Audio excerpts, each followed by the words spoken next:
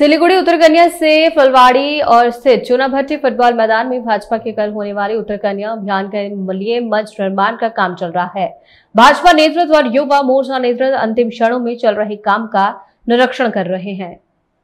भाजपा नेतृत्व और युवा मोर्चा नेतृत्व अंतिम क्षणों में चल रहे काम का निरीक्षण कर रहे हैं। भाजपा युवा मोर्चा के प्रदेश अध्यक्ष इंद्रनील खान चूनाभट्टी मैदान में मंच का निरीक्षण करने आए। इंद्रनील ने राज्य में मौजूदा हालात के लिए राज्य सरकार की आलोचना की है। इंद्रनील ने कहा कि कल अदालत के आदेश के अनुसार आंदोलन किया जाएगा, लेकिन तृणमूल किसी भी आदेश का पालन नहीं करती है। भाजपा युवा मोर्चा अध्यक्ष इंद्रनील खान भी मौजूद रहे।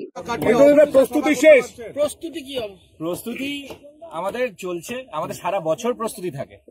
ভারতীয় জনতা যুব মোর্চা সারা বছর তৃণমূলের রক্তচক্ষু উপেক্ষা করে লড়াই দেওয়ার জন্য প্রস্তুত থাকে এবং তৃণমূল যত অন্যায় করে মানুষের সঙ্গে তত আমাদের তীব্র হয় আমাদের প্রতিবাদ।